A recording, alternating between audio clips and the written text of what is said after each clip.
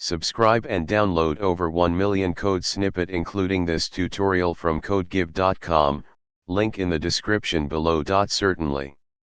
Creating a simple calculator using Python and tkinter is a great way to get started with GUI, graphical user interface, programming. Tkinter is a standard GUI toolkit that comes with Python, making it easy to build user interfaces.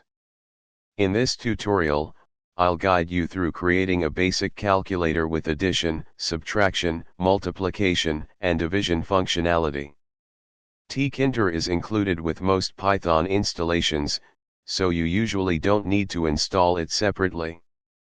However, if you don't have tkinter installed, you can do so by running. Create a new Python file, example calculator.py, using your preferred text editor.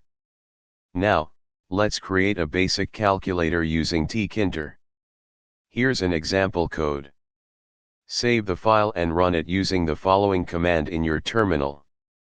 This script will create a basic calculator with a GUI using tkinter. You can perform basic arithmetic operations by clicking the buttons. The C button clears the entry, and equals calculates the result. Feel free to customize and enhance this code based on your requirements. This tutorial provides a simple starting point for creating GUI applications with Python and tkinter. ChatGPT.